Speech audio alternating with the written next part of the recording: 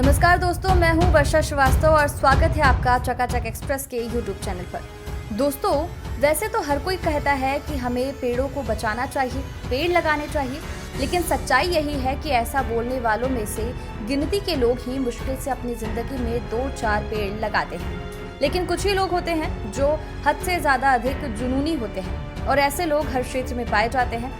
आज हम ऐसे ही एक शख्स के बारे में आपको बताने जा रहे हैं जो पिछले कुछ सालों से पर्यावरण संरक्षण में क्रांतिकारी सोच के साथ आगे बढ़ रहे हैं और अब तक 45,000 से ज्यादा पेड़ लगा चुके हैं। पेड़ों के प्रति इनका प्रेम और जुनून ऐसा है कि कहते हैं उन्होंने अपने शरीर को भी एक मेडिकल कॉलेज में दान कर दिया है ताकि उनके मरने पर दाह संस्कार में जलने वाली लकड़ियां बच सके। अब आप खुद सोच सकते हैं कि किस हद तक इनके अंदर पेड़ों और जंगलों के प्रति प्रेम है। दोस्तों, ये कहानी है उत्तराखंड के नैनीताल जिले में स्थित नाई गांव के निवासी चंदन नयाल की, जिन्होंने अपनी बंजर जमीन पर देवदार 100 पेड़ लगाकर वृक्षारोपण की शुरुआत की और अब ये 100 पेड़ बड़े होकर एक छोटे से जंगल का रूप लेने लगे हैं। आपको जानकर हैरानी होगी कि 100 पेड़ों से शुरू हुई चंदन की मुहिम अब 46,000 पेड़ों तक पहुंच चुकी है। वृक्षारोपण के अलावा चंदन अपने गृह क्षेत्र में जल संरक्षण के लिए भी प्रयास कर रहे हैं।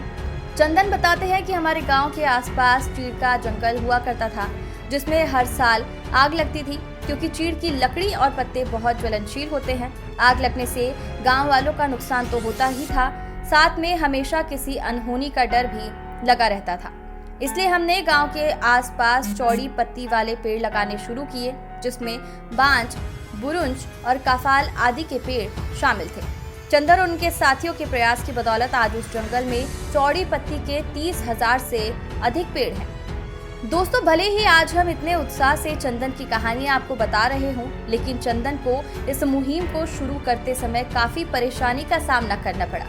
पॉलिटेक्निक से डिप्लोमा करने के बाद उनके साथ वाले सब नौकरी करने चले गए। कुछ समय उन्होंने भी नौकरी की, लेकिन जब मन नहीं लगा तो अपने गांव लौट आए और खेती में लग गए। एक पढ़े लिखे लड़के के लिए इस देश में छोटी मोटी खेती को अभिशाप माना जाता है। ऐसे में उन्हें भी कई दिक्कतों का सामना करना पड़ा, लेकिन वक्त के साथ सब बदलता गया। चंदन बताते हैं कि जब वे शुरू में वन विभाग वालों के पास पेड़ मांगे जाते थे, वहां से उनको एक पेड़ भी नहीं मिलता था।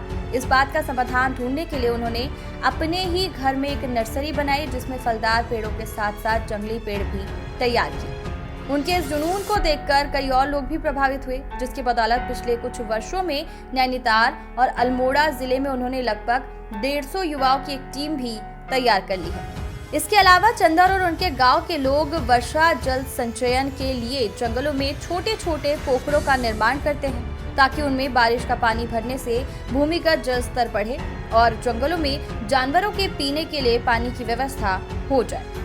दोस्तों, उत्तराखंड में जंगलों की आग एक प्रमुख समस्या रही है।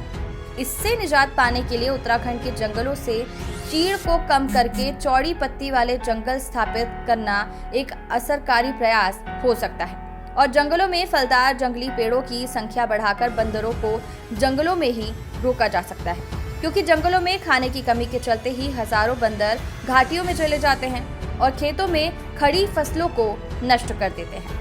इसीलिए तो चंदन भी यही मानते हैं कि वृक्षारोपण से एक नहीं कई समस्याओं का समाधान हो सकता है।